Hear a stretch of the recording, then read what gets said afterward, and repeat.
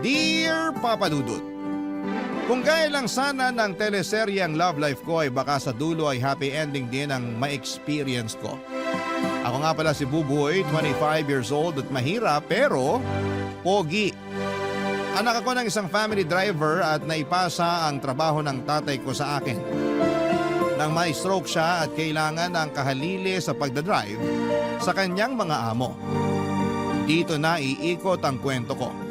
Dahil sa pagiging driver ko ay nakilala ko si Yasi. Kaedad ko lamang siya ang nag-iisang anak ng mga amo ko. Siya ang pinagdadrive ko. Maganda si Yasi at mukhang artista talaga. At unang beses ko siyang nakita ay natulala ko. Para ko nakakita ng leading lady sa teleserye. Madalas siyang nakasuot ng makukulay at maiksing damit na bumabagay naman sa kanya. Matataas ang takong at laging nakasuot ng makeup. Akala mo talaga ay artista na laging naka-ready para sa taping. Panay nga ang tingin ko sa kanya at iniisip ko kung napanood ko na nga ba siya sa TV o di naman kaya ay nakita sa isang magazine. Pero sadyang maganda lang siya, sabi ng mga kasambahay nila. At hindi siya artista. Kung sagad sa kagandahan si Yasi ay sagad din ito sa kasupladahan at pagiging maarte. Alam kong tipikal na ugali na yon ng mga spoiled na mayayaman at tulad ni Yasi. Kaya lang ay nangihinayang ako sa ganda niya lalo't almost perfect na siya sa paningin ko. Pero ganoon siguro talaga, Papa Dudut. Hindi ibibigay sa iyo ni Lord ang lahat. Tulad ko, pogi lang ako pero mahirap lang. At hindi rin naman ganong katalino. Paraan ito ni Lord para ipakita na pantay-pantay ang tingin niya sa lahat ng kanyang mga anak. Sa unang beses na pinag-drive ko si Yasi, nasampulan ako ng pagiging maarte at mataray niya. Hindi ko yon napaghandaan lalo't unang beses ko yon na ipinag-drive siya, Papa Dudut.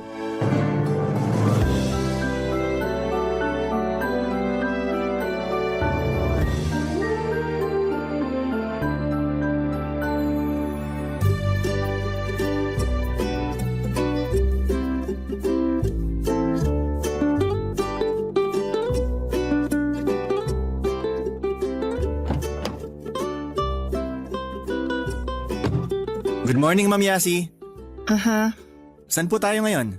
Sa office muna ni Mommy. Mukhang sad girl si Ma'am Yasi ngayon ah. What? Smile naman po kayo dyan. Para ganahan ako mag-drive. Ngumiwi o ngumiti man ako, wala kang ibang choice kundi mag-drive. Now go! Drive! Sungit talaga. Malakas na naman siguro ang regla. What did you say? Sabi ko po, haharurot na sa office ng inyong mami. Mamaya rin ihatid mo ako sa rest house namin sa Tagaytay. I need to be there before dark. Nako, malilintikan tayo sa traffic niyan, ma'am. Biyernes pa naman. I don't care. Binabayaran ka namin para sumunod at hindi para magreklamo. Sinasabi ko lang po, ma'am. Baka kasi mainis ka kapag hindi na tayo makausad. You talk too much. Pwede bang sumunod ka na lang? Gosh, ang arte. Ikaw nga tong maarte. Anong binubulong-bulong mo dyan? Wala po. Sabi ko, ang ganda nyo. I know that. Kaya lang ang arte masyado. Why are you laughing? What's so funny? Wala ma'am. May naalala lang ako. Can we just go now? Drive na, dali! Okay po ma'am. Ay, wait lang ma'am. What? Tumatawag po kasi yung nanay ko. Okay lang bang sagutin? Just make it quick. Thank you ma'am. Hello, Nay? Hello anak, naiwan mo yung baon mo rito sa mesa. Ay nako, sabi ko na eh. Kaya pala magaan yung bag ko. Nasa trabaho ka na ba? Pwede ko namang ihatid dyan sa'yo ngayon habang sabay-sabay pa yung mga jeep na dumadaan dito sa atin. Mapapagod lang kayo, Nay. Hayaan nyo na. Kakainin ko na lang mamaya pagka-uwi. Paalis na rin kasi kami ni Ma'am Yasi. Eh paano ka niyan? Anong kakainin mo? Didiskarte na lang mamaya. Marami namang karinderya sa tabi-tabi. Are you done na? Can we go? Nay, aalis na po kami. Tatawagan ko na lang kayo mamaya ha. O sige, mag-iingat kayo ha. Umuwi ka ng maaga mamaya para makasabay ka sa amin ng tatay mo sa hapunan. Gagawa ako ng gelatin na panghimagas. I'm losing my cool here. Nay, mamaya na tayo mag-usap. Naiinitan na si Ma'am Yasi eh. Napahinaan ko ata tong aircon ng sasakyan. I love you, Nay. Bye. Love you too. Bye-bye. Ma'am, itodo ko po ba yung aircon? What? Why? Sabi niyo po kasi losing cool eh. Nauubos na po ba yung lamig ng aircon? Teka lang po, Gosh, that's not what I meant. You know what? Let's just go. pasensya na po ulit. Nag-aalala lang yung nanay ko. Naiwan ko kasi yung lunchbox ko sa mesa namin. Lunchbox? What are you, 8? Ayoko nga rin sanang magbaon kaso mapilit tong si nanay eh. Lagi kaming pinagbabaon. Maski na si tatay nung siya pa yung nagdadrive sa inyo.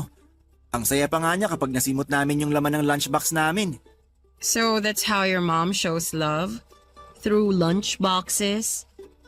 That's kind of sweet. Alam niyo ma'am, dalasan yung pagngiti. Bagay sa inyo eh. Dalian mo na lang mag-drive. Pwede? Nabuhay na naman ang tigre. Ang sabi mo? Sabi ko po, ginisang tigre yung cravings ko ngayon.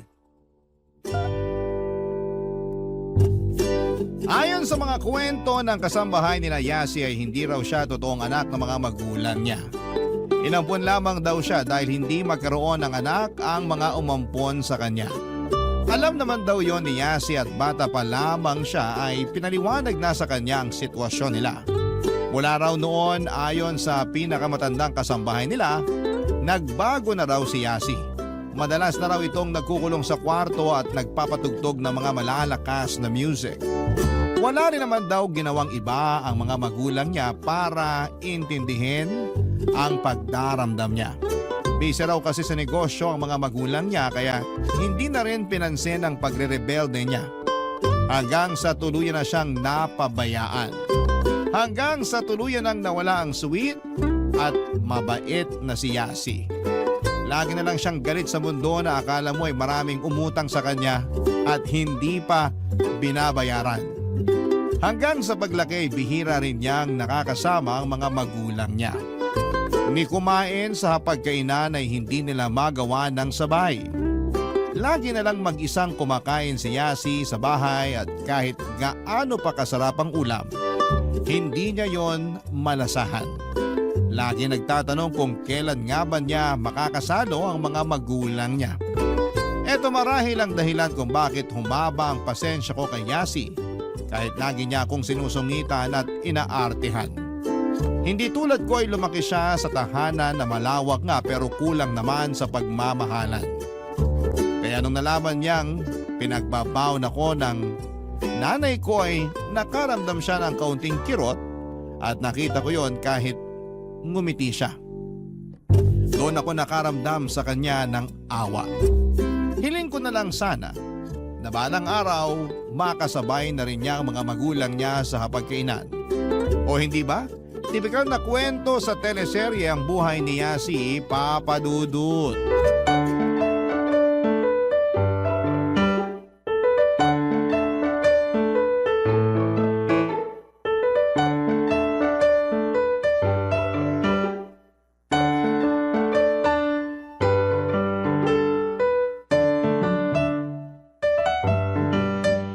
Pauwi na rin ako, Nay. Hinihintay ko na lang lumabas ng mall si Ma'am Yasi. Happy 55th birthday po ulit. Dalian mo ha. Ikaw na lang ang hinihintay. Lumalamig na tong pansit bihon. Kumusta po yung lumpiang Shanghai? Ito na nga at gusto nang tumalon sa lalagyan. Naiinip na kagaya ko. Ubus na bang pasensya ng birthday girl namin?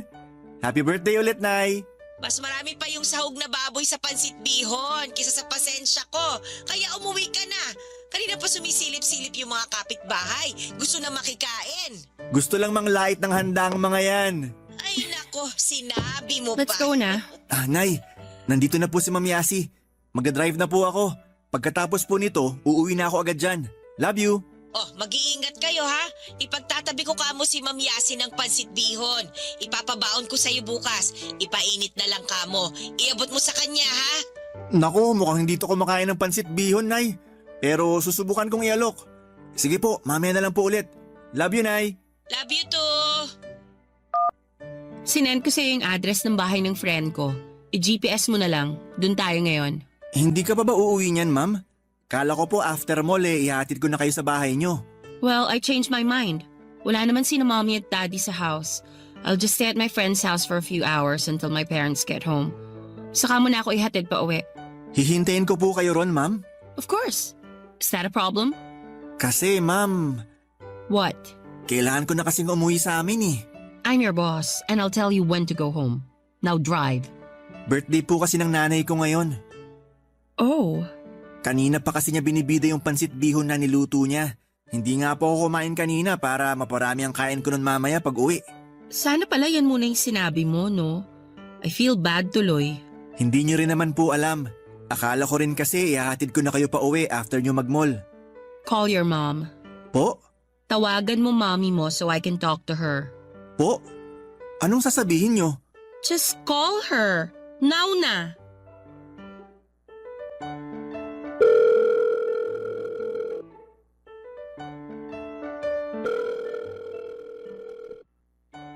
Hello, Buboy.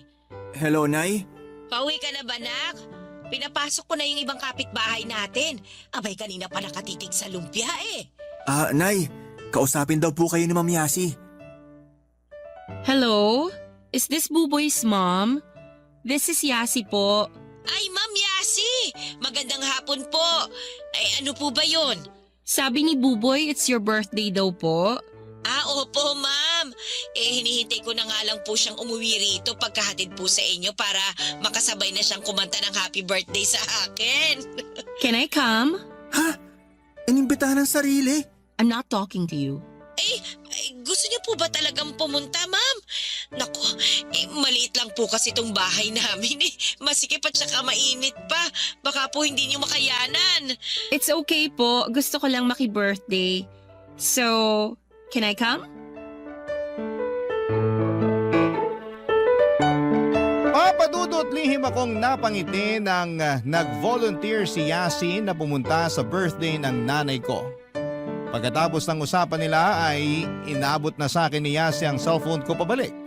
Sinabi niyang imbitado na raw siya sa birthday ng nanay ko. Akala ko nga dediretso muna kami sa bahay ng friend niya bago kami pumunta sa bahay. Pero sinabi niyang i-cancel na lang daw namin ang pagpunta sa friend ko. Mas mahalaga raw ang birthday ng nanay ko. Lihim akong kinilig noon at parang sa teleserye, yung tipong umaamo na yung tigring leading lady. Ganon ang feeling. Napangiti ako ng palihim pero nahuli rin niya ako. Tinanong niya kung bakit ako ngumingiti.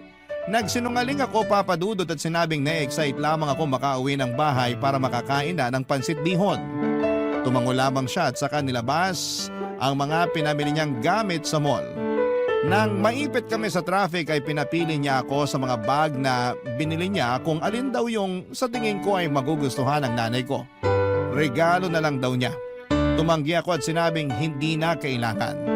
Pero mapilit siya at nahiya akong tanggihan yon, lalo't mahal ang mga bag na binili niya, papadudot. Hindi naman sanay si nanay na gumamit ng mamahaling bag. Sapat na nga sa kanya yung eco bag sa mga grocery. Yun lang naman ang kinokolekta niya kasama ng mga supot na galing sa palengke. Nang hindi ako makapili kaagad ay si Ma'am Yasi na ang nag-decide sa bag na ibibigay niya. Nalaman kong ang bag na balak niyang ibigay kay nanay ang siyang pinakamahal sa lahat ng nabili niya. Hay, nagkapuso na sa wakas ang tigring leading lady sa kwento ko. Barangay Love Stories. Barangay Love Stories. Dinala ko nga si Yasi sa bahay namin, panayang sorry habang naglalakad kami sa iskinita, lalo't alam kong hindi siya sanay dumaan sa mga ganon. Panayang tingina ng mga tambay sa kanto. Pati mga tindera sa sari-sari store ay napasilip nang dumaan kami ni Yasi. Akala nila ay may taping ng teleserye at si Yasi ang bida. Sumunod nga rin ang mga bata sa amin dahil akala talaga nila ay artista si Yasi. Sabi nga nila malaki raw ang pagkakahawig ni Yasi kay Jillian Ward. Naniwala naman ako at proud na proud ako noon habang inaalalayan si Yasi papunta sa bahay namin. Wala naman ako naging problema sa kanya at akala ko nga ay mag-iinarte siya at matatakot na tumapak sa maruming daanan namin. Pero tahimik lamang niyang binabaybay ang daan patungo sa bahay namin. Ako pa nga tong panayang sorry sa bawat lubak na madadaanan niya. Sinabi niyang huwag ko siyang intindihin dahil ayos lamang siya. Nang makarating kami sa bahay ay napatitig muna si Yasi sa kabuuan ng labas ng bahay namin. Wala naman akong nakitang panguhusga sa kanya, Papa Dudut. Inaya ko na siyang pumasok na lalo't nakita ko nang sumilip si nanay mula sa bintana. Ang tamis ng ngiti ni nanay nang makita si Yasi. Samantalang guminit naman ang mga kapitbahay namin na naki-birthday. Nahiyang dumikit kay Yasi. Nahihiya sila na kahit laylayan ng bestida ni Yasi ay madikit sa kanilang hita. Ganon kaganda si Yasi. May intimidate ka talaga sa itsura niya. Pero nung time na yon ay parang ka-level ko lamang siya. Nawala bigla ang arte at kasungitan niya. Nakipagbeso pa nga siya kay nanay na mula pa ang pisngi ni nanay dala ng hiya sa ginawang pagbeso ni Yasi, Papa Dudut.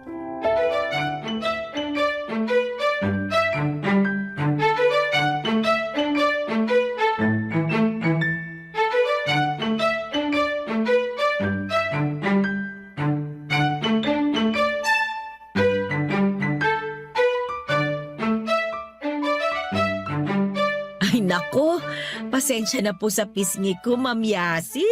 Nahawa na sa mantika ng lumpiang piniprito ko. That's okay po.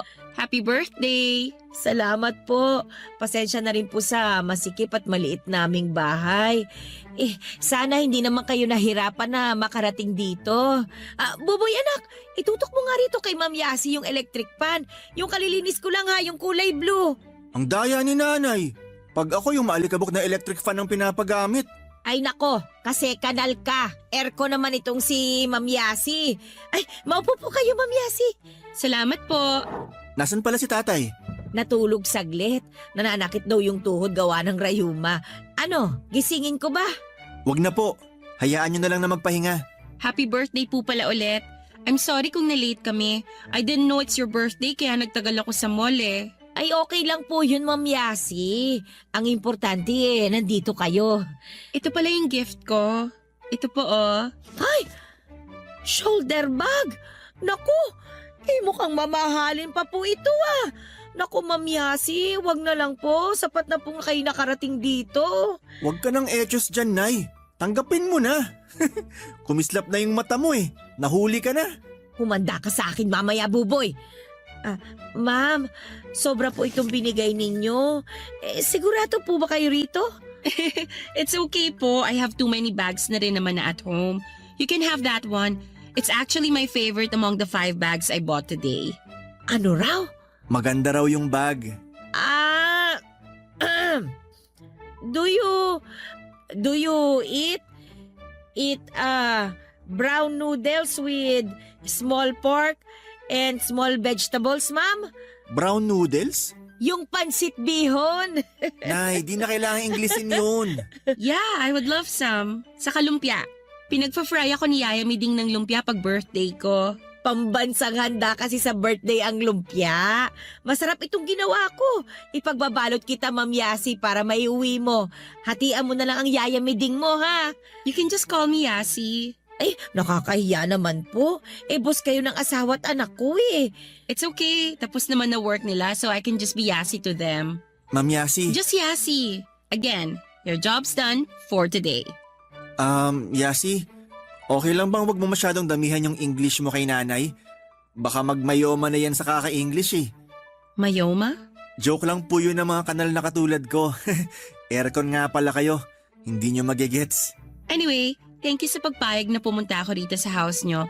I like mga birthdays eh. It's my favorite. Normal na birthdayan lang po ito, ma'am. Siguro mas maganda tsaka mas masaya kapag may birthday sa inyo. It's not. Hindi po. I always spend my birthday alone.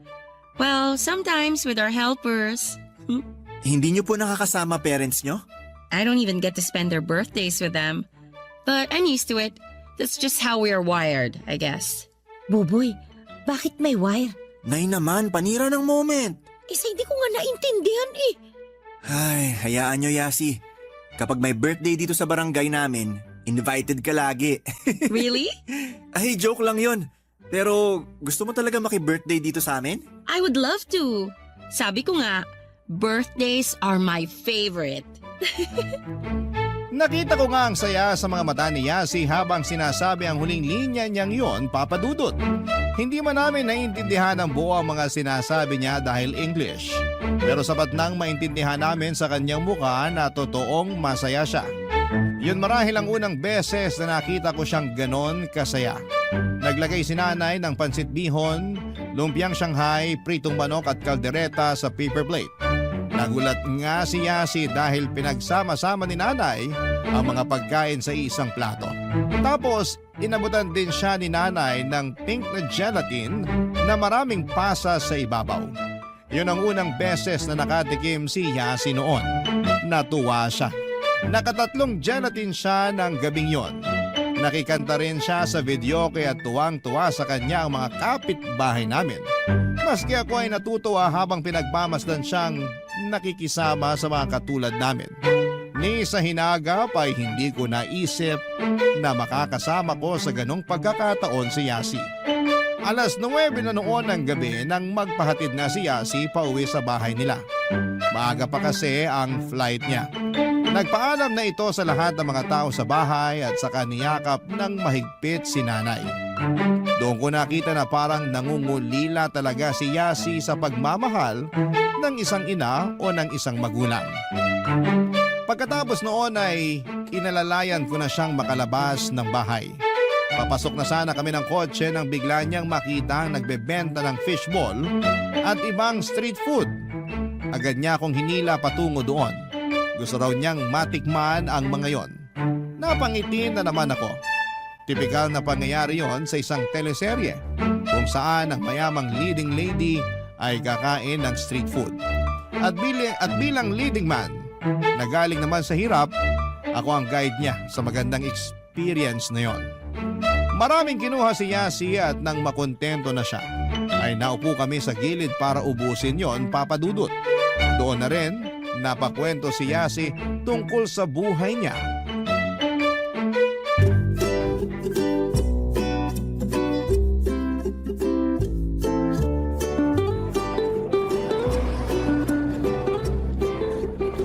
What do you call this round orange thing? Kwek-kwek yan. Quick, quick? Kwek? Kwek. Itlog pugo yan. Tapos binalutan ng harina na may food coloring na orange. It looks good. Let's try it. It's super yummy. Hayaan mo. Sa susunod, bibilang kita ng maraming ganyan. Thank you. But most of all, thank you for inviting me to your mom's birthday. Happy ako. Ikaw nga ito nag-imbita sa sarili mo eh. Joke! Gusto ko lang kasing makatry maki-birthday sa mga katulad nyo. Katulad namin na mahirap? Gets? No ha? Katulad nyo na buo and loving ang family. Ay, sorry. Akala ko dahil sa mahirap kami. There's nothing wrong with being mahirap, no? Ha? Lahat kaya mali kapag mahirap ka. Walang perang pambili ng mga gusto. Mali. Laging pagod sa trabaho na maliit ang pasahod. Mali. But you have what other rich people want. Ano? Yung maalikabok na electric fan? Kwek-kwek? Babad sa mantika na lumpia? Family. Lo, may family ka rin naman ah. But not as happy like yours. Maswerte ka, no? Be grateful. Hindi ba talaga masaya ang pamilya mo?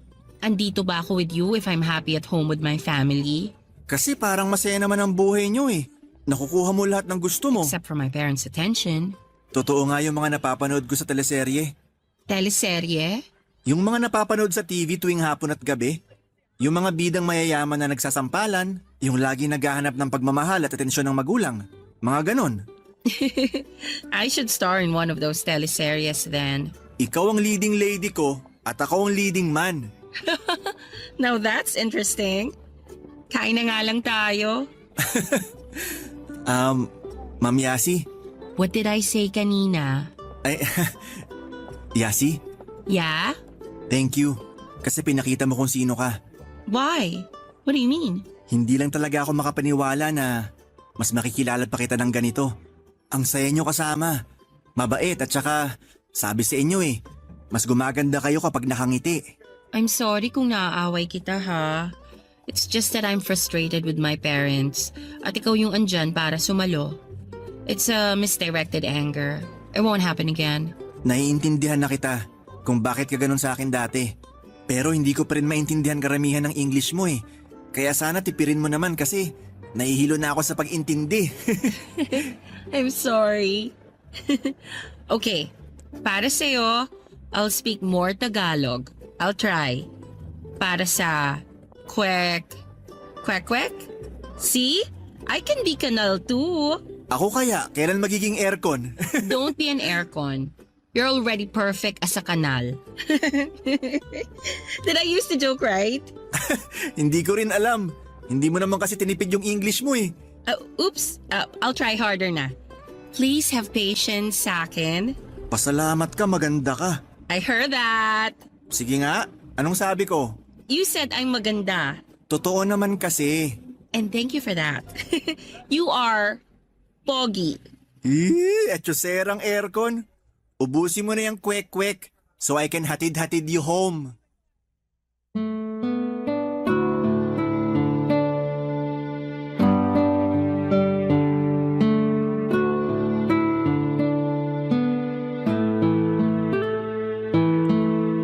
Nagkatawanan pa kaming muli ni Yasi habang tinutuloy ang kwentuhan at pagkain ng street food.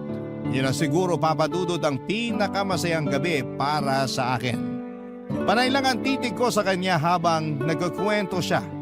Hindi ko talaga maintindihan karamihan ng mga sinasabi niya pero naaaliw lamang akong makita kung gaano siya kaganda at kasaya ng gabing yon. Siya ang pinakamaganda sa paligid.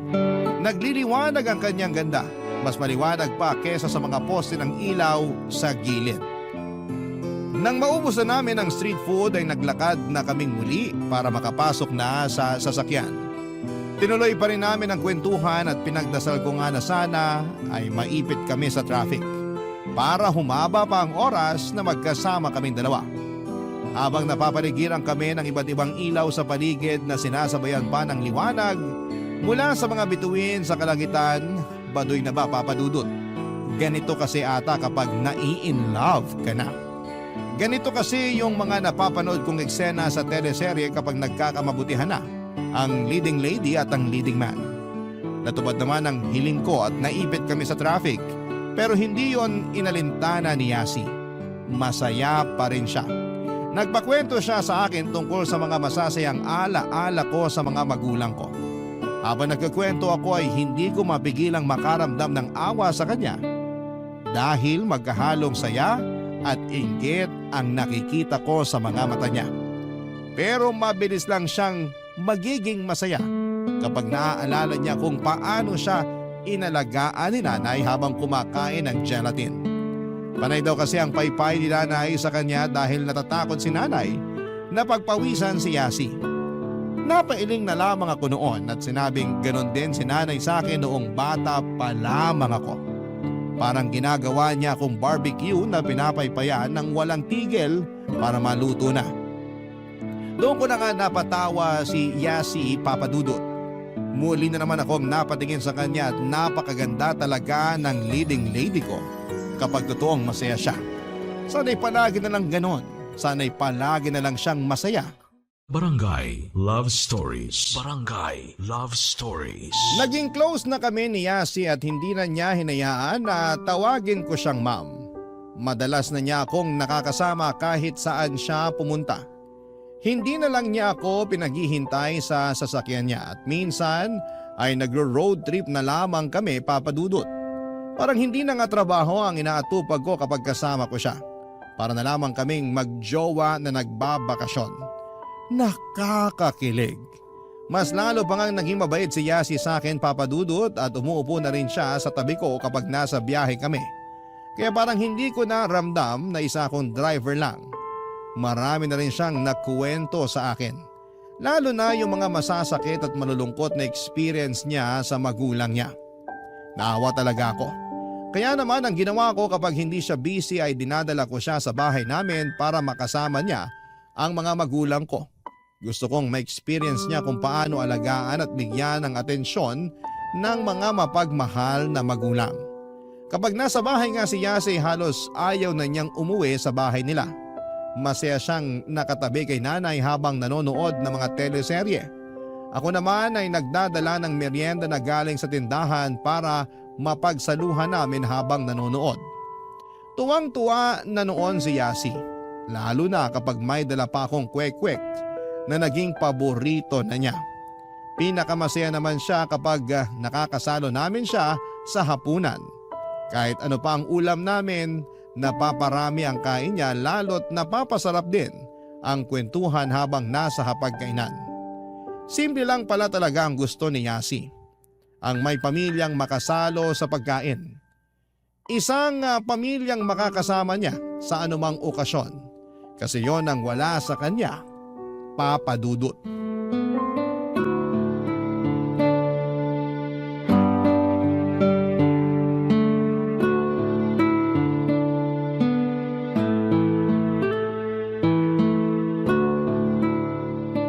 What will happen kaya sa teleserye na winawatch namin ng nanay mo, no? Will the leading lady and leading man end up together? Happily ever after kaya? Huling 2 linggo na pala yun, no?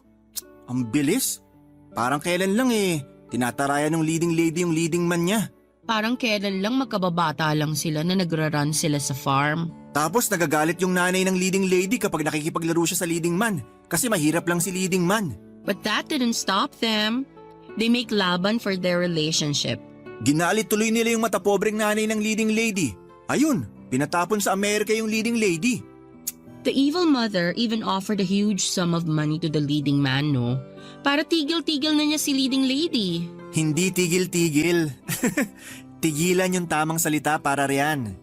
Oh, I'm sorry. You know naman may dila.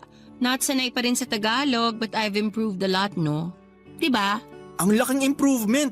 Naiintindihan ka na nga ni nanay. Tapos si tatay hindi na nagtutulog-tulugan para lang maiwasang sagutin yung mga tanong mo na puro English. Nakaka-proud ka.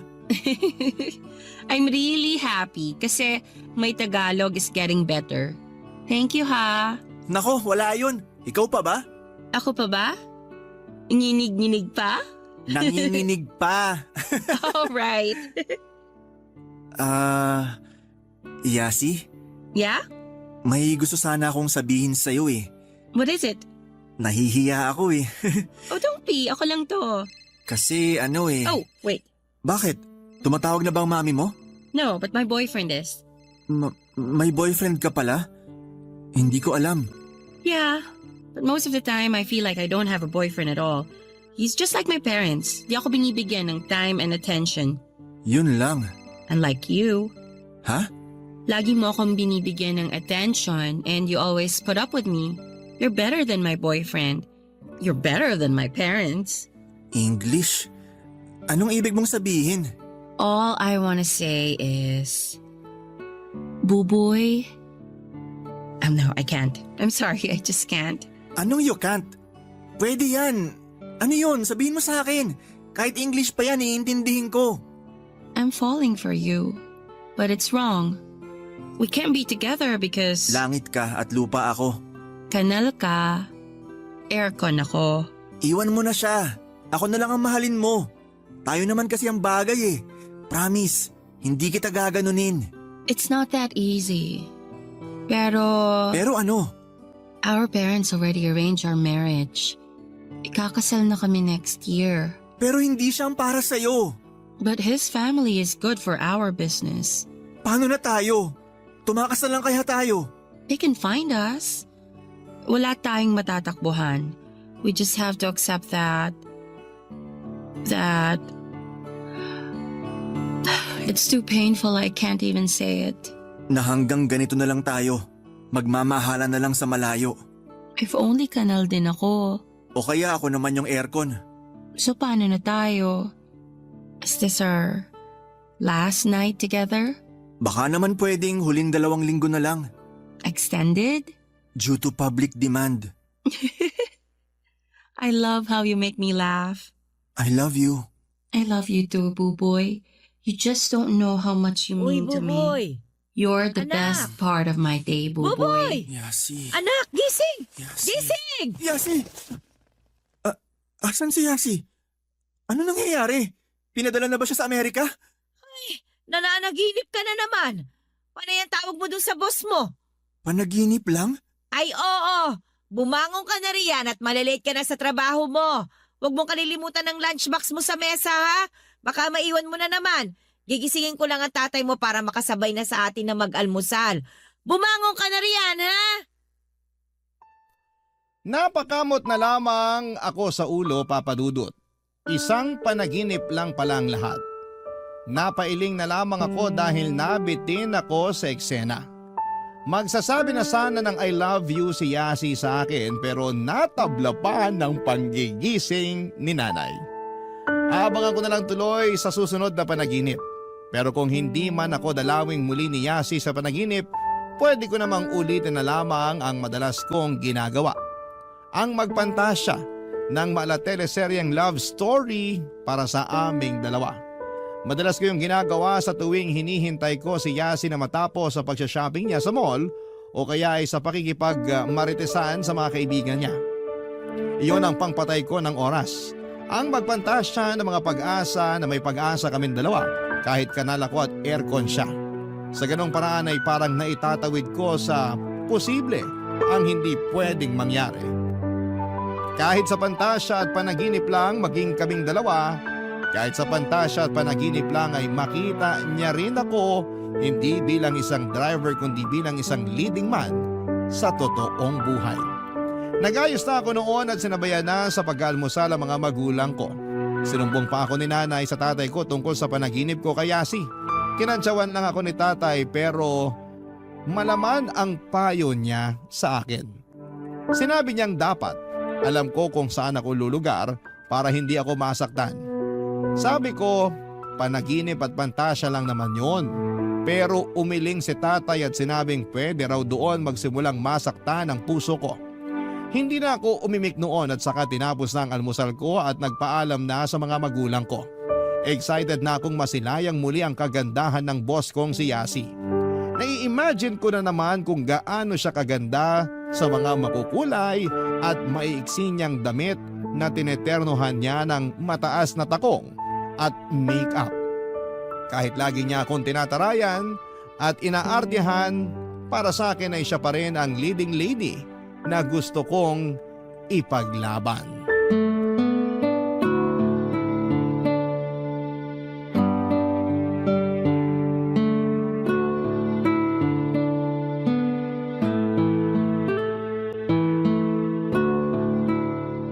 Hello, Buboy! Naiwan mo na naman ang baon mo rito sa mesa! Naku, sorry nay. Nagmamadali na kasi ako eh. Baka maipit ako sa traffic. Baka nagmamadali ka kasi gusto mo na kagad makita ang leading lady mo na si Ma'am Yasi! Uy, hindi ah. Professional lang ako. Ayoko nalilate sa trabaho. Ooh! Mama mo! Wow, si nanay pang Gen Z ng humor. Ewan ko ba? Nahawa na ako rin sa pinapanood kong mga Gen Z sa teleserye. Oy, siya, sige na. Magtrabaho ka na riyan. Ilagay niyo na lang po sa ref yung lunchbox ko. Kakainin ko agad pagka uwi ko. Anong oras ka kaya makakauwi niyan? Hindi ko pa po alam eh. Baka magpahatid pa si Ma'am Yasi sa sa bahay ng boyfriend niya. Oy, selos ka no? Kaya gustong gusto kong iniiwan yung lunchbox ko eh. Ang lakas mo kasing mang-asar, nay. Alam mo namang sa ganitong paraan lang ako naglalambing sa'yo bukod sa mga pabaon ko eh. Oy, siya, sige na. Hihintayin ka namin ng tatay mo mamaya ha. Sana makasabay ka sa amin na maghapunan. Iginawa kita ng pink gelatin na maraming pasa sa ibabaw. Lantakan natin habang nanonood ng teleserye ha. Ayan, sige. Hindi ko papalagpasin yan. Nay, andito na po si Ma'am Yasi. Aalis na po kami. Tawag na lang ako mamaya. Love you. Love you too. Bye. Who was that? Nanay ko po, ma'am. Nakalimutan ko kasi yung lunchbox ko sa bahay. Okay. Did you get my message? Sorry po. Hindi ko agad na-check. Oh my gosh, what did I say ba? Always check your messages. Ay nako, kakainis. Sorry po, Ma'am Yasi. I-check ko na po ngayon. Sorry po ulit. Napatawag kasi bigla si nanay eh. Whatever. Nakita ko na po yung minessage nyo na address. Dito na po ba tayo pupunta? Yeah, and make it quick. My boyfriend's already there na. Mansa rin nyo pala ngayon, Ma'am Yasi. How did you know that? Fina-follow ko po kayo sa IG. Ako po yung laging taga-heart ng posts nyo. Oh, okay. What's that smell? Po? Itong kwek-kwek po atang naaamoy nyo. Napabili kasi ako kanina. Cravings ba? Gusto nyo po? Why is it so orange? Food coloring lang po yan. Safe naman kainin. Para siguro nakakatakam tingnan. Is that really edible? Ball? Mukha lang po siyang ball na maliit dahil sa pagkakabilog ng arena sa itlog pugo. Masarap po ito. It looks weird, but weird is good. Can I try it? Ay, hindi po kayo magsisisi, Ma'am Yasi. Ito po. Masarap din ang sausawan yan. Manamis-namis. Wait lang. I'll take a photo of it muna. So this is quick, right? Kwek-kwek po, Ma'am Yasi. Kwek-kwek. Quack. Okay, got it. I'll try it na ha. Wow! Not bad ha. It's actually tasty. Sabi sa inyo, Ma'am Yasi eh. I'll just pay you na lang for this ha. Akin na to. Libre ko na yan, ma'am. Hayaan nyo, next time, dadalhan ko pa kayo ulit. Make it marami ha. Kasi ipapatikim ko rin sa boyfriend ko. I'm sure he'll love this. Thank you. Let's go na.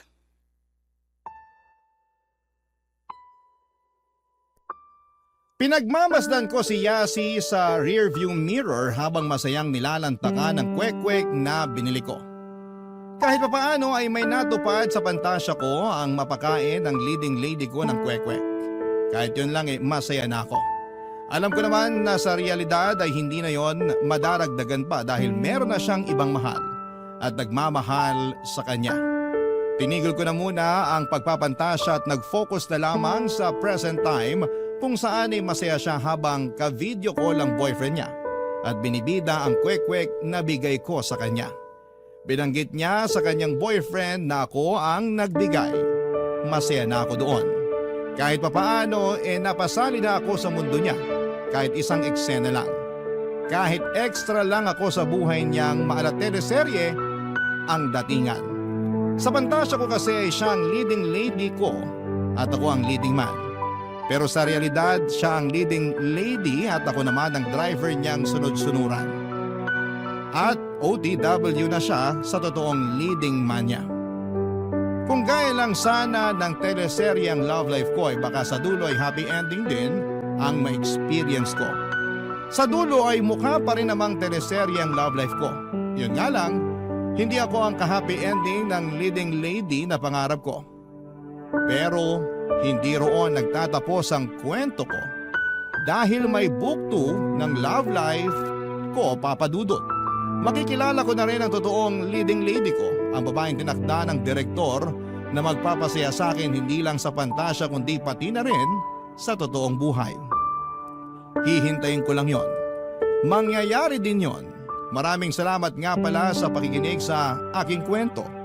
Sana'y mapakinggan namin ito ng nanay ko sa Spotify dahil ito ang paborito naming libangan tuwing umuuwi ako ng bahay. Muli ay maraming salamat po sa inyo. Ang inyong kapuso at kabarangay forever, Buboy. Dear Papa Dudut, kumusta po kayo? Sana ay palagi kayong nasa mabuting kalagayan. Ako po si Danilo, 42 years old at taon-taon ay naging panata ko na ang magbigay ng aginaldo at regalo sa mga dating kapitbahay ko sa Quezon City, kung saan ako lumaki. Nagsimula ako noong binata pa lamang ako at hanggang sa nagkaasawa na ako ay lagi pa rin akong bumabalik sa lugar na yon. Dahil para sa akin ay sobrang importante ng mga taong nakatira doon. Masarap sa pakiramdam na isa ako sa mga nagbibigay ngiti sa mga bata tuwing Kapaskuhan. Nakikita ko kasi ang sarili ko sa kanila at kung paanong nabuo ang mga ngiti ko sa labi dahil na rin sa tulong ng mga kapitbahay namin noon. May dalawa akong anak, Papa Dudut, at 12 years na kaming kasal ng asawa kong si Emeline. Nagtatrabaho naman bilang manager sa Australia. Noong nagkapamilya ako ay kinailangan kong umalis sa Quezon City para bumuo ng bagong buhay kasama ang asawa ko sa Pasig. Kahit papaano ay nalayuman ay naging supportive pa rin naman sa akin ng asawa ko sa naging panata ko kada Kapaskuhan. Sa katunayan, kahit noong nasa abroad na siya, bago pa man sumapit ang Disyembre, ay nagpapadala na siya sa akin ng isang malaking box na naglalaman ng mga laruan at damit para may maipamigay ako sa mga bata sa Quezon City pagsapit ng Pasko. Nakakatuwa nga dahil minsan mas excited pa si Emeline kesa sa akin. Suportado niya raw ako sa ginagawa ko dahil gusto niya na maging ehemplo ako sa mga anak namin. Maganda raw na habang bata pa sila ay natututunan na nila ang importansya ng pagiging mapagbigay sa kapwa.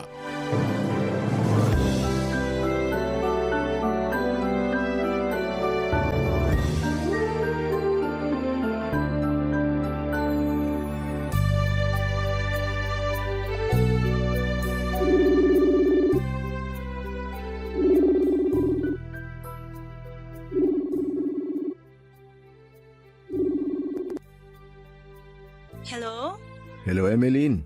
May dumating na package dito sa bahay. Ito na ba yung sinasabi mo na pinadala mo? Dumating na ba yung package? Ang bilis ah! Oo, yan nga yun. Mga laruan, damit at libro yan. Pwedeng panregalo sa mga batang binibisita mo sa QC tuwing Pasko. Ang aga mo naman yata magpadala ngayon. September pa lang ah. Mas mabuti na yung maaga kaysa naman nung nakaraang taon. Akala ko hindi na aabot sa Pasko yung package ko kasi na-delay. Inagahan ko na this year para hindi na magka-aberya. Sabagay, mas maganda na nga yung mas maaga. Kapag may extra pa ako, magpapadala uli ako ng isa pang box. Baka sakaling umabot pa. Ang dami na nito. Baka nga abutin na ako ng ilang araw sa pagbabalot nito kapag dinagdagan mo pa. Mas maganda na yung sumobra kaysa kulangin. May mga siningit din pala akong regalo dyan para sa mga anak natin. Itago mo na lang para hindi nila makita. O sige, problema ko nga ngayon kung saan ko ilalagay itong mga to eh. Ang dami. May bagong bukas kasi na dollar store dito sa amin. Natuwa ako kaya medyo naparami yung nabili ko. Alisin mo na lang yung mga pagkain dyan sa box tapos iwan mo yung mga laruan. Saka mo na lang ilabas kapag malapit na yung Pasko. Marami-raming gift wrapper ang kakailanganin natin dito. Hindi mo na kailangan bumili ng gift wrapper. May siningit na rin ako dyan sa box. Talaga? Galing naman ang asawa ko. Talagang nai-prepare mo lahat ha? Ako pa ba? Check mo nga ng maigi ko kumpleto. Baka mamaya kulang-kulang na pala yan. Gagawin ko mamaya kapag tulog na yung mga bata. Baka makita nila yung regalo nila eh. Hindi na sila masurprise sa Pasko. Anong oras na ba dyan? Alas 5 pa lang ng hapon dito. Ganun ba? Alas 8 na ng gabi dito eh. Matutulog na ako maya-maya kasi maaga papasok ko bukas. Kumain ka na ba? Oo, kumain na ako. Nagluto ako ng roast chicken kanina. Wow, sarap naman. Huwag kang mag-alala, matitikman mo rin naman yun pag uwi ko. Ipagluluto ko kayo ng mga anak natin. Kailan naman yan? Next year pa. Tagal pa nun. Hindi, ngayong Pasko na mismo. Teka, ngayong December? Matutuloy ka na umuwi ngayong taon? Oo, na-approve na yung leave ko. Talaga? Mabuti naman kung ganon. Nako, sure ako, matutuwa yung mga bata kapag nalaman nila na makakauwi ka pala this year. Huwag mo na munang sabihin sa kanila. Gusto ko silang i-surprise pagka uwi ko. O sige, ikaw ang bahala. Hindi ko sasabihin sa kanila. Mabuti yan. At least mararanasan mo ulit na magpasko dito sa Pinas. Kaya nga eh. Tsaka na-miss ko na rin yung ginagawa mong pa-Christmas party sa mga bata. Gusto ko jumoin this year kaya ginawan ko talaga ng paraan para makauwi ako. Magtatagal ka ba rito? Isang linggo lang yung na-approve na vacation leave ko eh.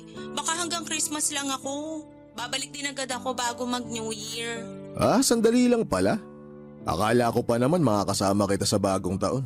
Hayaan mo na. Mas importante yung magkakasama tayong pamilya sa Pasko. Tsaka yung Christmas party nga yung habol ko, diba? Bigla tuloy ako na-excite. Sana December na para makauwi ka na. Mabilis lang naman ang mga araw eh. Tingnan mo, bukas di mo na mamalayan, December na pala. Gusto mo bang kausapin yung mga bata? Nandyan ba sila? Nandun sila sa sala gumagawa ng assignment nila. Sandali, tatawagin ko lang. Wag na, hayaan mo na lang muna silang mag-aral. Tatawag na lang ako uli mamaya bago ako matulog. Maliligo muna ako.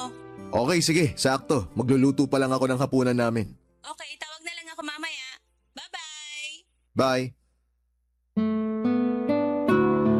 besperas ng Pasko ay katuwang ang mga taga-barangay ay maaga akong nagpupunta sa Quezon City sa mismong kalye kung saan ako lumaki para mag-set up sa taunang Christmas party na hino-host ko.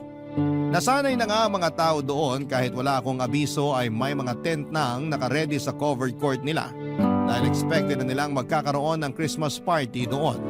Kung tama ang tansya ko ay mahigit 15 taong ko na rin ginagawa ito, Papa Dudut. Kaya parte na talaga ito ng buhay ng bawat isa sa amin. Nagsimula ako sa mga pasimpleng laruan noon na nabibili ko lamang sa Divisoria. Yun pa lang kasi ang kaya ng budget ko dati.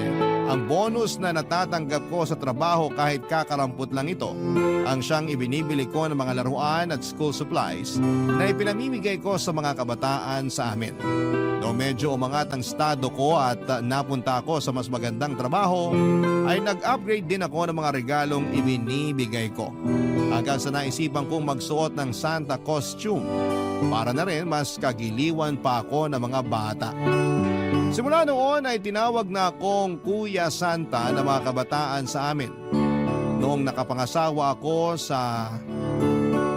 at umalis sa Quezon City, inakala ng lahat na mawawalan na sila ng Kuya Santa. Pero ginawa ko ang lahat para hindi matigil ang tradisyon kahit na hindi na ako doon nakatira, Papa Dudut. Kaya tuwing bumabalik ako sa lugar na yon ay labis ang tuwa ng mga bata pati na rin ng mga dating kapitbahay ko na nakakakilala sa akin, Papa Dudut.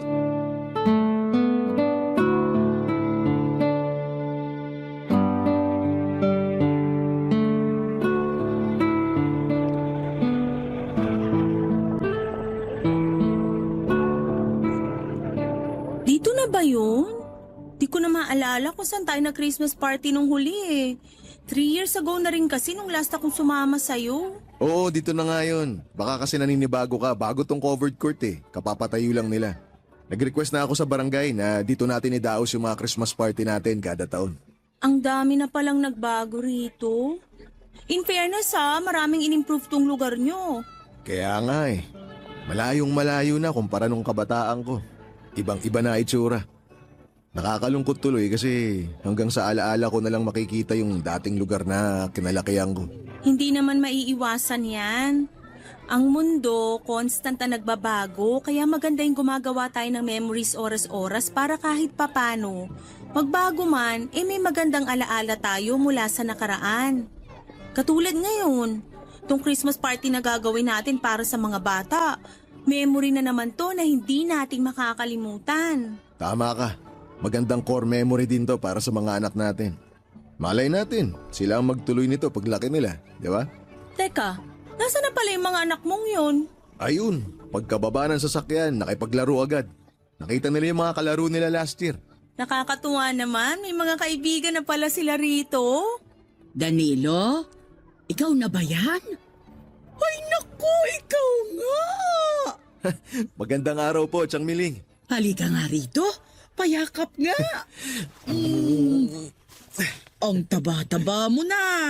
Mahilig kasi ako sa pagluluto ngayon eh, kaya medyo napabayaan na yung katawan ko sa kusina. Kasama ko nga po pala asawa ko, Chang Miling, si Emeline. Magandang araw po. Ay sus, si Emeline na pala ito. Hindi na kita nakilala. Halika, yakapin din kita. Kamusta po kayo? Eto, mabuti naman. Malakas pa rin kahit tumatanda na. Dito ka na ba ulit sa Pilipinas? Hindi po, nagbabakasyon lang po ako. Aalis din siya bago mag-New Year, Chang. 1 linggo lang daw siya magbabakasyon dito. Hindi ka magbabagong taon dito? Hindi po pinapili ako sa trabaho kung Christmas o New Year. Christmas na lang yung pinili ko para makasama ako rito sa Christmas party ngayon. Di rin kasi pwedeng iwan yung trabaho ko kahit holiday. Ay ganun ba? Ay kailan ka pa dumating? Nung makalawa pa po. Namiss mo siguro ang Pasko rito sa Pinas, ano? Opo, sobra. Ibang-ibang Pasko dito kaysa sa Australia. Mas masaya kaya rito. Ay, Chang, kanino pala pwede magpatulong para ma-set up na natin tong lugar para sa Christmas party natin mamayang hapon? Sandali, magpapatawag ako ng tanod sa barangay. Ano bang kailangan gawin? Magde-decorate po muna kami ni Emeline, pero yung sound system, Chang, patulong kami na ikabit. Okay, sige. Pupunta ako dun sa barangay para magtawag ng tulong. Marami-rami din kasi itong regalo na dinala namin, Chang. Maraming inuwing pasalubong si Emeline eh. Opo, marami rin po akong dalang pasalubong para sa inyo. Talaga? Naku, salamat. Kaninang umaga ko pa talaga kayo inaabangan eh. Alam nyo ba na makailang beses na akong nagpabalik-balik dito para tignan kung nandito na kayo? Hindi po ba kayo nabisuhan ni Danilo? Naku, Danilo, dapat nag-a-update ka kay Chang Miling. Wala namang cellphone si Chang Miling, kaya hindi ko rin siya makontak. Wala. Dapat binilan mo. Paano na kung may emergency? Paano kanya tatawagan? Tanong mo kay Chang kung bakit wala siyang cellphone. Ay naku, ayoko. Hindi ako marunong yan. Binigyan ako ni Danilo ng cellphone pero ibinalik ko rin.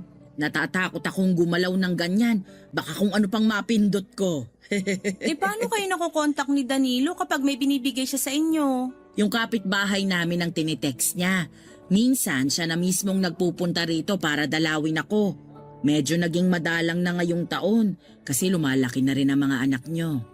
Masyado na itong busy sa buhay. Kailangan niyo pong aralin kung paano gumamit ng cellphone para makatawag kayo kapag may kailangan kayo. Naku, wag na. Mahina na ang mga mata ko para sa ganyan. Huwag mo na siyang pilitin. Ako nga di ko napilit na mag-cellphone si Chang Miling eh. Tara na, mag-setup na tayo. Nandyan na yung mga bata oh. Nakaamoy na agad sila. O sige, sasaglit lang ako sa barangay para magtawag ng tanod. Sige po, balik po kayo agad.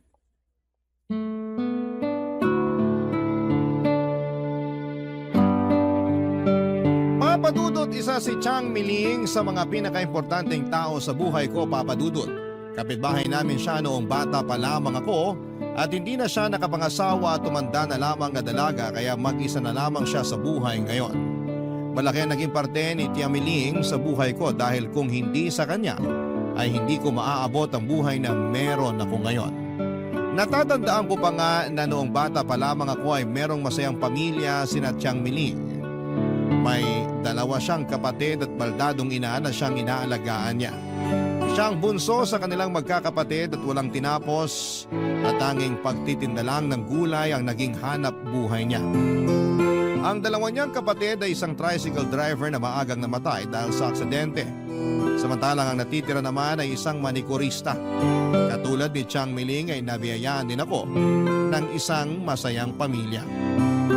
May isa akong nakababatang kapatid at ang mga magulang ko ay walang permanenteng trabaho at nakadepende ang hanap buhay nila kung saan may pera. Mahirap lang din ang buhay namin noon, Papadudot. Ang totoo niyan, kaming lahat na magkakapitbahay sa kalye namin. Lahat kami ay hikahos at nakaasa lamang sa isang kahig isang tukang buhay. Kaya naman kung sino sa amin ang nabibiyayaan ng pera o pagkain ay lagi nilang sinishare ang mga blessing nilang yon. Walang madamot sa lugar namin. Lahat kami ay mapagbigay. Lahat kami ay nagtutulungan. Kaya naman sa kabila ng hirap ng buhay ay masasabi kong masaya kami sa kalye namin dahil mapagbigay ang mga tao doon. Pero ang masaya at tahimik naming buhay ay nagbago noong isang trahedya, Papadudot, ang nangyari sa lugar namin. Barangay Love Stories. Barangay Love Stories. Pangangalakal ang unang trabahong pinasok ko. 10 years old lamang ako noon. Masaya na ako noon na nakakabili ako ng isang dilata para lang may maulam kami. Sobrang proud ako noon sa sarili ko kasi kahit papaano ay nakakatulong ako sa mga magulang ko. Katulad ng sinabi ko ay mahirap man ang buhay noon ay masaya ako sa naging takbo ng kabataan ko. Tuwing naaalala ko nga ang panahon namin ay hindi ko maiwasang mapangiti na lamang.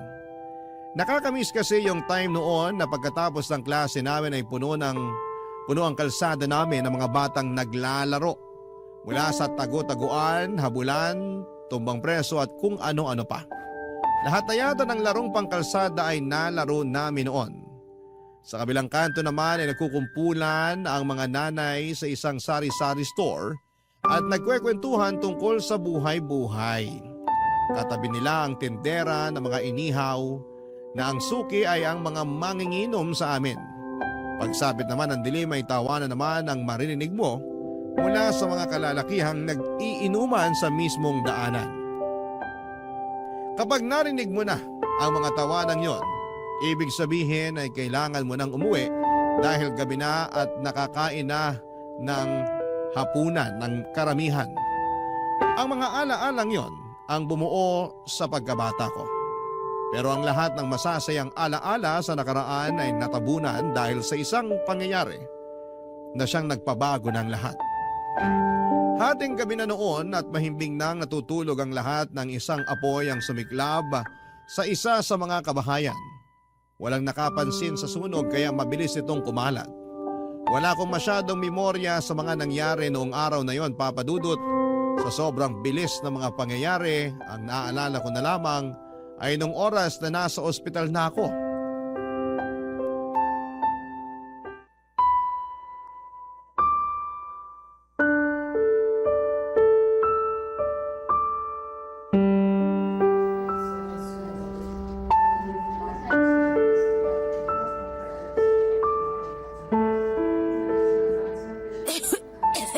Danilo?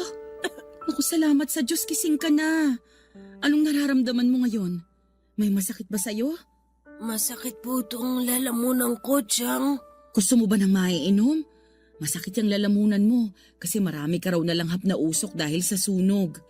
Mahapdi rin po itong mga braso ko. Alam ko, pero huwag ka mag-alala. Ginagamot na ng nurse yung sunog sa braso mo. Huwag mo na lang galawin yung bandage na nakalagay. Papalitan yan ulit maya-maya. Nasaan po tayo? Nandito po ba tayo sa ospital? Oo, nandito tayo ngayon sa ospital. Magpahinga ka na muna. Gusto mo na bang kumain? Hindi po.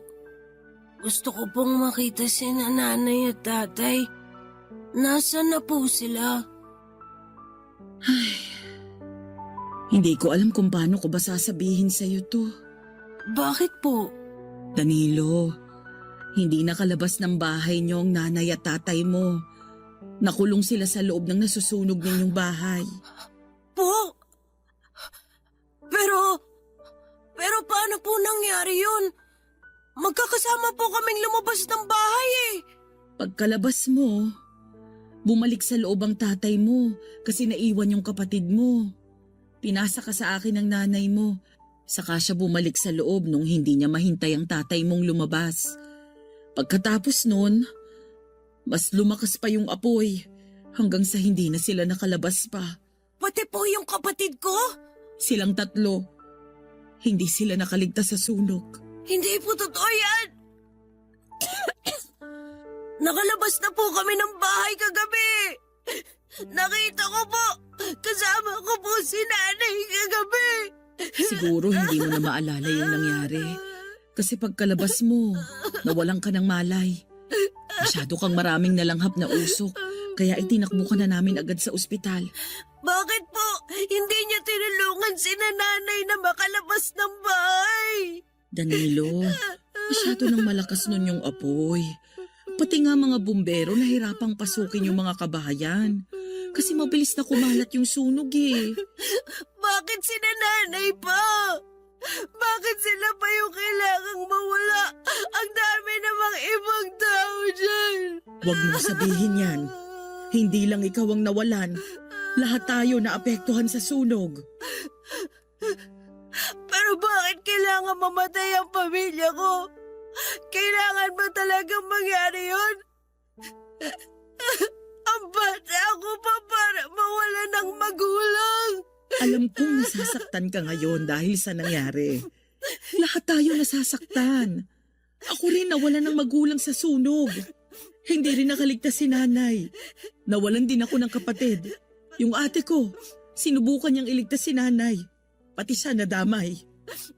Danilo, marami tayong nawalan.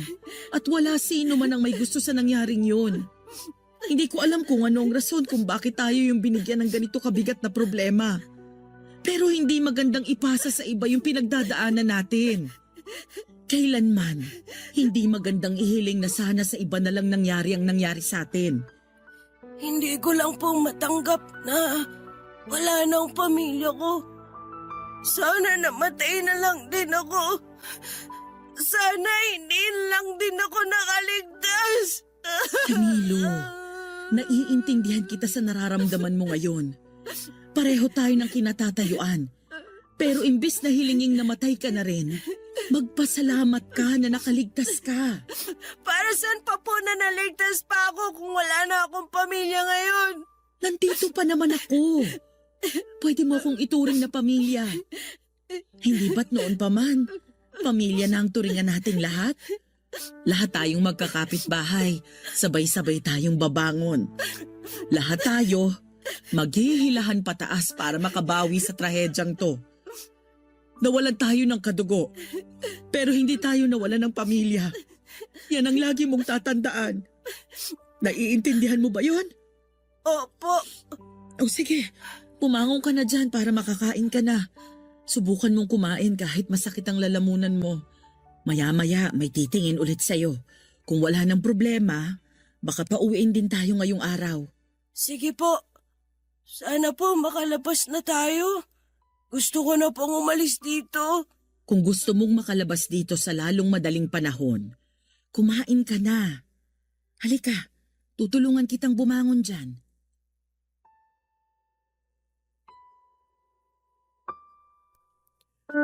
Ang pangyayaring yon sa buhay ko ay nanatili sa akin hanggang sa pagtanda ko dahil na rin sa burn marks sa katawan ko na lagi nagpapaalala sa akin sa malagim na parteng yon ng buhay ko.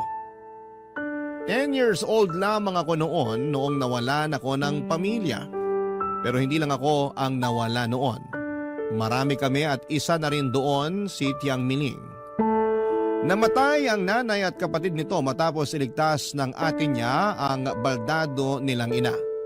Sa kasamaang palad ay hindi na sila nakalabas pa ng buhay at nakita na lamang daw ang dalawa sa mismong pinto ng bahay nila.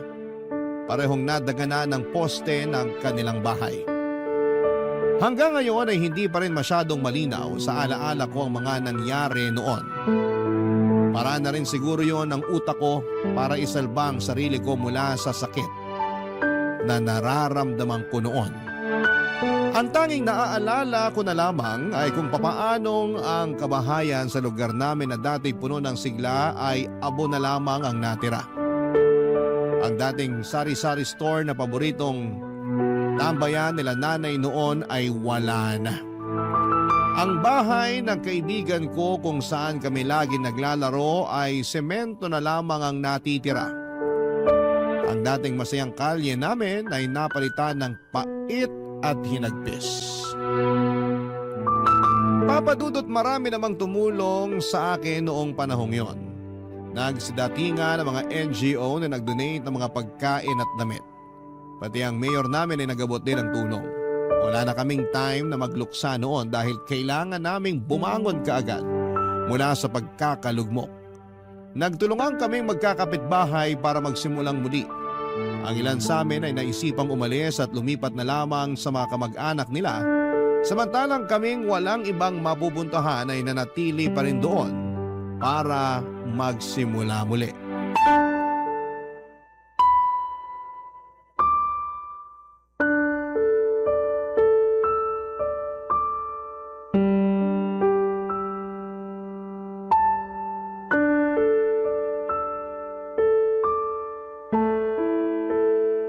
O Danilo, bakit hindi mo pa ginagalaw yung pagkain mo? Ayaw mo ba sa ulam? Hindi po ako gutom, Chang. Bakit naman? Kailangan mong kumain, ang payat-payat mo na oh. Wala po akong gana eh. Bigla ko lang po kasing namisin na nanay at tatay. Pati na rin po yung kapatid ko. Normal lang makaramdam ng ganyan. Maski ako rin naman, namimiss ko rin yung nanay ko eh. Parte yan ng pagluluksa. Pero ang hindi maganda ay yung naaapektuhan na yung buhay mo dahil sa pagkawala ng mga taong mahal mo. Akala mo ba hindi ko napapansin? Napakonti-konti na lang yung kinakain mo? Minsan nahuhuli din kitang tulala, walang imik. Nasaan na yung dating Danilo na makulit at madaldal? Hindi lang po kasi maalis sa isip ko yung tanong kung bakit ako lang yung natira sa pamilya namin. Hindi ko rin alam ang sagot dyan. Pero alam ko na mabait kang bata. At karapat-dapat ang pangalawang buhay na ipinataw sa iyo ng Panginoon. Hindi mo responsibilidad yung nangyari. Hindi mo makukontrol yung buhay ng mga tao sa paligid mo. Nandito ka, buhay na buhay, dahil iniligtas ka ng mga magulang mo. Siguro, yun yung rason kung bakit ka pa nabuhay. Nandito ka kasi gusto ng mga magulang mo na mabuhay ka pa ng matagal. Paano niya po nagagawa yun? Nagagawa ang alin? Maging masaya. Kahit na pati kayo namatayan din. Hindi ko po kayo nakitang umiyak. Hindi ko po kayo nakitang naging malungkot. Kung inaakala mong hindi ako malungkot, nagkakamali ka. Nagluluksa rin ako ngayon kahit na ilang buwan na yung lumipas. Pero sa ibang paraan nga lang. Kapag ipinaramdam ko kasi sa'yo na malungkot ako, di dalawa na tayong malungkot niyan. Kailangan kong maging matatag. Kasi kung hindi ko gagawin yun, wala kang pagkukunan ng lakas. Gabi-gabi kapag tulog ka na, kapag wala ng tao, umiiyak din ako. Iniiyakan ko yung mga bagay na pinagsisisihan ko. Yung mga bagay na hindi ko nagawa. Paulit-ulit yan. May mga katanungan din ako sa isip. Kung sakali bang sinamahan ko yung kapatid kong bumalik sa bahay para pagtulungan naming iligtas si nanay, buhay pa kaya sila ngayon? Naisip ko rin yun pero nung gabing yun, ewan ko. Nadala ko ng takot. Nataranta ko. Hindi ko alam kung anong gagawin ko. Hanggang sa nilipitan ako ng nanay mo at ipiniling ka niya sa akin bago niya binalikan yung tatay at kapatid mo sa nasusunog niyong bahay. Yung eksenang yun, paulit-ulit na tumatakbo sa isipan ko. Pero alam mo, mahirap ang mawala ng kamag-anak. Pero mas mahirap kung hindi natin tatanggapin ang totoo. Sabi ko sa sarili ko noon, paglaki ko, babawi ako sa mga magulang ko. Ipaparanas ko sa kanila kung paano magkaroon ng magandang buhay. Pero dahil sa nangyari, hindi ko na po yun magagawa. Magagawa mo pa rin naman ang bagay na yun eh. Paano po? Ituloy mo yung pangarap mo. Gawin mo yung mga pinaplano mo. Mabuhay ka. Mag-aral ka hanggang sa matupad mo yung gusto mo para sa pamilya mo. Kapag nangyari yon, natitiyak ako na magiging masaya ang mga magulang mo sa maaabot mong buhay. Pero paano po kung makakabawi sa kanila kung patay na sila? Hindi ka man makakabawi ng personal, hindi mo man sila mabibigyan ng material na bagay, mabibigyan mo naman sila ng katahimikan. Naniniwala ka ba sa langit? Naniniwala ka ba na ang taong namatay napupunta sa lugar na yon? Opo. Ako rin. Mabait ang mga magulang mo, kaya sigurado ako sa langit sila nagpunta. At kapag nasa langit sila, ibig sabihin, nababantayan at nagagabayan kanila. Kaya ipakita mo sa kanila na kaya mo pa ring tuparin yung mga pangarap mo kahit na wala na sila. Sige po, gagawin ko po yan. O siya, simulan mo na ngayon. Kumain ka na dyan para bumalik yung sigla mo. Basta lagi mong tatandaan, pwede kang maging malungkot. Pwede kang magluksa hanggang kailan mo gusto. Pero sana, huwag mong pahabaan yung nararamdaman mong yan. Kasi walang mangyayari kung lagi mong inaalala ang nakaraan. Opo, Chang. O sige, bumalik na tayo sa pagkain. Lalamig na to, sayang naman. Hindi lang si Chang Miling ang nagmalasakit para sa akin, kundi lahat ng mga kapitbahay ko. Naawa sila sa akin dahil ako ang malalang estado noon dahil nawala ang buo kong pamilya sa murang edad. Ako na ang nagsilbing anak ng lahat sa lugar namin at sila na rin ang nagsilbi kong nanay, tatay, kuya, ate, tito at tita. Hindi ko man po sila kadugo ay pinaramdam nila sa akin na meron pa ring nananatiling pamilya para sa akin. Lagi ako noong nakakatanggap ng pagkain at damit mula sa mga kapitbahay ko. Minsan may mga nag-aabot din ng pera para may pambaon ako sa eskwela. Bilang kapalit sa mga tulong na ibinibigay nila sa akin kapag may nangangailangan ng tulong, ay lagi akong nagvo-volunteer. Kapag may gustong magpalinis o magpaayos ng mga gamit, kapag may gustong ipabili sa mga malalayong lugar tulad ng palengke kapag kailangan nila ng magbubuhat at kung ano-ano pa. Ako ang lagi nag-o-offer ng tulong. Sa mga sumunod na taon ay gano'n na nga ang ginawa namin. Nagtulungan kami at inalagaan ako ng mga kapitbahay ko hanggang sa nagbinata ako at nakapagtapos ng pag-aaral. Hanggang ngayon ay lubos na natutuwa ang puso ko sa kabutihang ipinakita sa akin ng mga taong hindi ko man kadugo ay itinuring ko ng tunay kong pamilya. Habang buhay kong tatanawin, na utang na loob ang mga bagay na ginawa nila sa akin at habang buhay kong pagbabayaran, Papa Dudut, ang utang na loob na yon.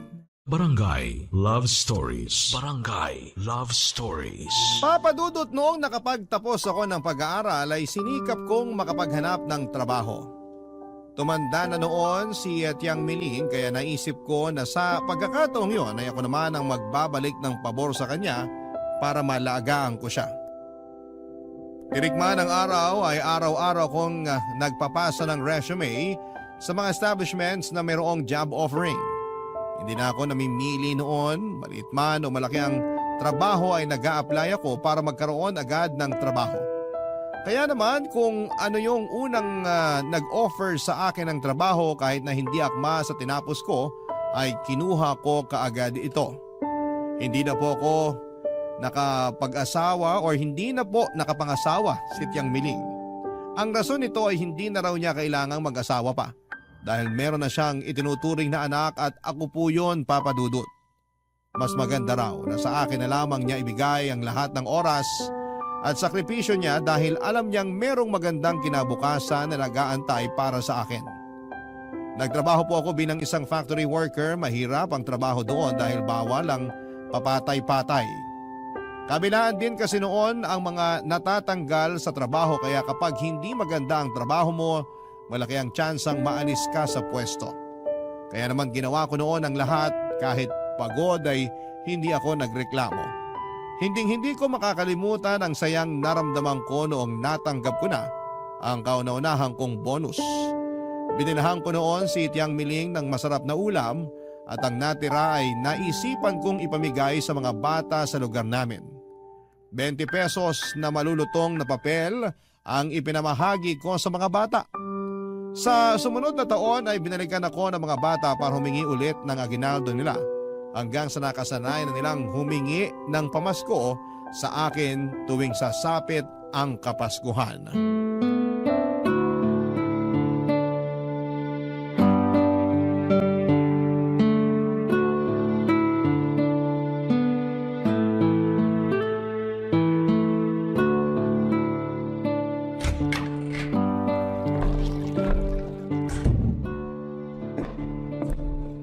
Chang? Chang, nandito po ba kayo? Nandito ako sa kusina. Bakit? Akala ko po nasa labas kayo eh. May binili po akong blouse para sa inyo. Sana kasya. Hindi ko po kasi alam size nyo. Aba, thank you. Mukhang kasya naman sa akin. Ang ganda. Ay oh, bagay ba? Bagay na bagay po.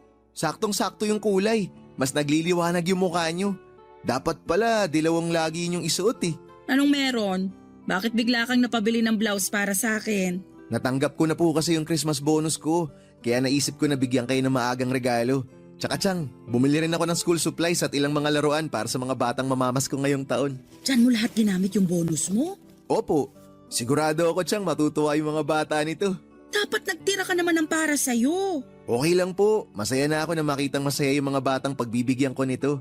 O naku, ikaw talaga. Kahit kailan, ibang tao pa rin talaga ang lagi mong inuuna. Manang-mana ka talaga sa nanay mo na sobrang bait. Gusto ko po kasing sorpresahin yung mga bata ngayon.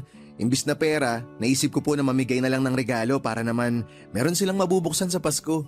Ako kasi, hindi ko naranasang magbukas ng regalo tuwing Pasko eh. Kaya sa kanila ko na lang ipaparanas yun. Napakabuti talaga ng loob mo. Sana pagpalain ka pa ng Panginoon para marami ka pang batang mapasaya. Ang totoo po niyan, Chang. Mas napapasaya ko po yung batang Danilo dahil dito sa ginagawa ko. Dito na lang po kasi ako makakabawi sa pagkabata ko eh na maagang nasira. Na siyang dapat naman. Ang mahalaga, masaya ka dito sa ginagawa mo. Masaya naman po ako, Chang.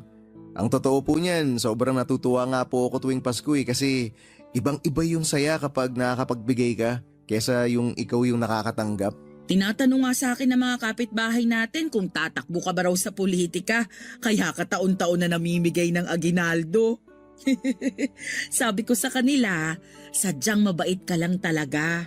Naku, hindi ko naman po kailangan pumasok sa politika para makatulong eh. Sapat na po sa akin to. Hindi man malaki yung tulong na naibibigay ko, at least nakakatulong ako. Maliit man ang tingin mo dito sa ginagawa mo, pero para sa mga batang pinibigyan mo ng regalo, malaking bagay na to para sa kanila. Sana nga po, ganun yung nararamdaman nila. O ano ba yung binili mo? Patingin nga. Heto po, may mga pencil case, lapis, ballpen, tsaka notebook po. Siyempre, meron ding mga laruan, mga manika, baril-barilan.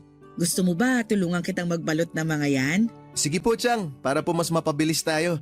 Pero bago natin gawin yan, may ipapakita po muna ako sa inyo. Ano yun? Meron po akong biniling damit para sa akin eh. Eto po oh, Ano yan? costume po ni Santa Claus. Mag-aala Santa po ako sa Pasko habang namimigay ng regalo sa mga bata. Ang payat-payat mo? Paano ka magiging Santa niyan? Malaking tao si Santa. Di ako po yung payatot na version. Tama nga yung sinabi ko. Ayaw mo talagang maging politiko kasi ang gusto mo pala, maging Santa Claus. Naisip-isip ko po kasi, Chang, mas maganda eh. Kasi si Santa inaabangan. Natutuwa yung mga tao sa kanya. Nagbibigay siya ng saya at saka pag-asa sa mga tao. Kesa naman sa mga politiko na tao ang lumalapit sa kanila. Si Santa, siya mismo ang lumalapit sa mga tao. Tama nga naman.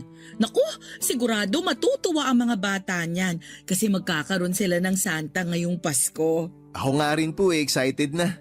Edi simulan na nating magbalot para maayos na natin yung ibibigay mong regalo. Sige po, pero Chang, pwede bang kumain po muna tayo? May binili akong ulam.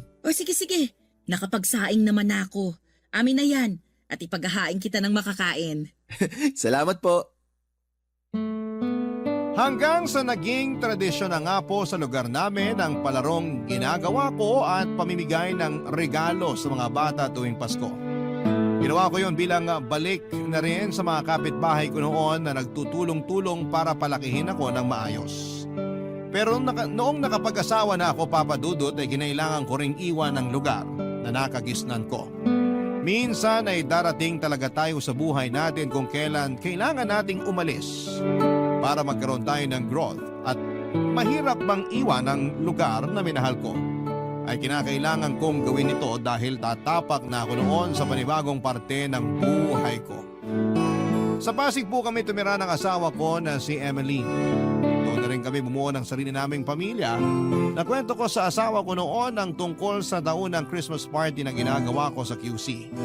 Nagustuhan niya ang ideyang yon kaya pinilit niya akong ituloy ang ginagawa ko kahit nasa ibang lugar na kami. Kawawa rin daw kasi ang mga bata kapag bigla ko na lamang itinigil ang ginagawa ko. Kaya ang ginawa namin ay nagtulungan kami ni Emeline para may pagpatuloy ang tradisyong nasimulan ko. Sa mga sumunod na taon ay ginaya ko ni Emeline. Tuwing nakakatanggap siya ng bonus sa trabaho ay nagtatabi rin siya para may pandagdag sa pambili ng mga regalong ibinibigay namin sa mga bata. Noong nag-abroad siya ay siya na mismo ang nagpapadala ng mga regalo dahil marami raw mura at magagandang laruan na nabibili sa Australia. Ang problema nga lang, Papa Dudut, ay makalipas ang ilang taon. Dumating kami sa puntong kinailangan na naming tumigil sa ginagawa namin dahil tatapak na naman ulit kami sa panibagong yugto ng aming buhay.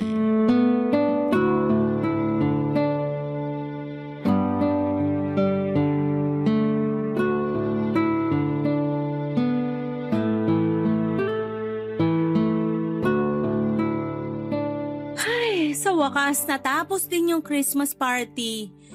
Grabe yung energy ng mga bata. Oo nga eh.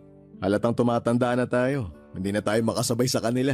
Hindi talaga mauubusan ng lakas yung mga batang yan. Pinaghandaan nila tong araw na to eh.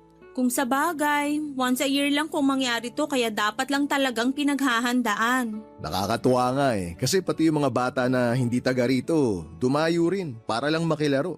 Sikat na kasi ang pa-Christmas party mo, kaya pati sa ibang lugar inaabangan ka. Mas lalo na ngayon na mga imported pa yung mga pinamimigay ninyo. Agawan sila sa mga tsokolate. Pati nga matatanda nakikipag-agawan rin. Wala na tuloy natira para sa akin. Naku, Chang, huwag kayong mag-alala. May tinabi akong isang bag ng chocolate para sa inyo. Sabi ni Danilo, paborito niyo yung chocolate na may peanut butter? Marami pa nun sa kotse. Talaga? Yun din yung pinilahan ko kanina habang namimigay kayo. May isang piraso naman akong nakuha kahit papaano. May nakatago talaga para sa inyo, Chang. Hindi lang isang piraso, kundi isang buong paper bag pa. Naku, sasakit na naman ang ngipin ko niyan. Okay lang yun, Chang. Wala namang kayong ngipin eh. Ikaw talaga? Napakapilyo mo. Huwag mo naman akong ibuko sa asawa mo na puro postiso na lang tong ngipin ko. Nga pala, Chang, ano pong plano niyo mamayang gabi? May kasama po ba kayong magno-Noche Buena? Meron. Doon ako kinakagawad. Inimbitahan nila akong kumain doon mamaya. Doon talaga siya kinakagawad nagpapasko at bagong taon. Ayaw niyang sumama sa akin eh. Ayaw daw niyang iwan yung bahay. Baka malooban daw kapag nakitang walang taong nagbabantay. Ganun ba? Ayaw niyo po bang sumama sa amin ngayon? Para naman makasama namin kayong mag-Noche Buena mamaya. Naku, wag na. Maaabala ko pa kayo sa paghatid sa akin pabalik. Ibibigay ko na sa inyo itong gabing to para sa inyong pamilya. Eto namang si Chang parang hindi pamilya. Ikaw na nga yung pamilya ko simula pagkabata ko, di ba? Kaya dapat kasama ka rin namin mamaya para buo tayo. Tsaka napaka-importante po ng gabing to para sa amin. Opo, Chang. Kaya kailangan samahan niyo kami ngayong gabi. Bakit? Ano bang meron mamayang gabi? Hay, ano, sasabihin ko na ba? Sasabihin ng alin? Chang, may ibabalita po sana kami sa inyo eh. Ano yun? Ikaw na magsabi, Emeline. Chang, baka ito na po yung huling Pasko namin dito. Ha? Bakit naman? Nilalakad ko na po kasi yung papel ni Danilo tsaka ng mga bata. Lilipat na po kaming pamilya sa Australia. Ano? Aalis na kayo rito sa Pinas? Mas marami pong opportunity doon kaysa dito eh. Kaya naisip namin ni Danilo na doon na lang manirahan para na rin sa future ng mga anak namin. Eh paano na yung mga bata dito? Wala nang darating na Santa para sa kanila tuwing Pasko. Bale, Chang, napag-usapan na po namin ni Emeline yan. May ikipag-coordinate na lang po kami dito sa barangay para sila na magpa-Christmas party kada Pasko. Magpapadala na lang po kami ng pera o regalo o kung ano man para maitawid yung tradisyon taon-taon. Naku, wag! Huwag kang magtitiwala sa mga tao rito. Yung ibibigay nyo sa kanila, mapupunta lang sa bulsa nila yan. Hindi nila yan gagamitin para sa mga bata. Naku, maniwala kayo sa akin. Hindi ka na nasanay sa kalakaran dito sa bansa natin?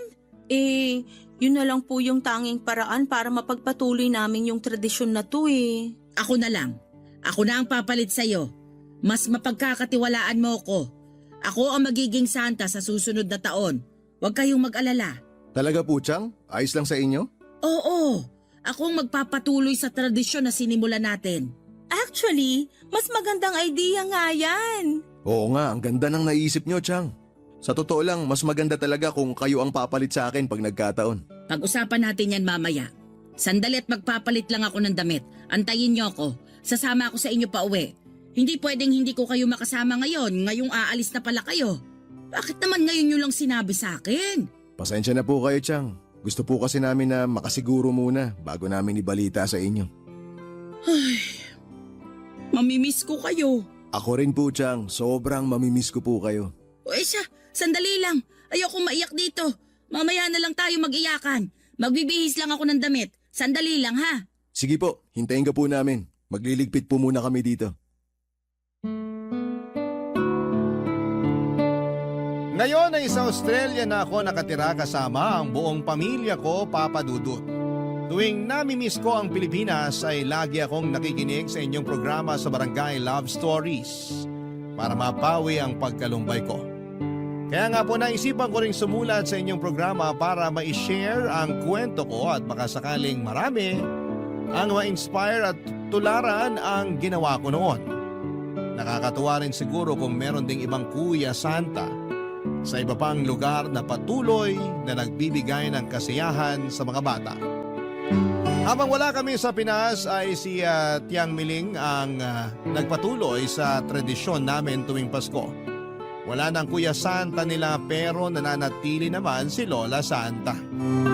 Hindi rin namin pinabayaan si Tiang kahit na nasa Australia na kami. Buwan-buwan ay nagpapadala ako ng pera sa kanya dahil katulad ng sinabi ko ay habang buhay kong ibabalik ang utang na loob ko na nakuha ko mula sa kanya noong bata pa lamang ako. Nangako ako sa kanya na ako nang bahala sa kanya hanggang sa tumanda siya kaya wala siyang dapat na ipag-alala.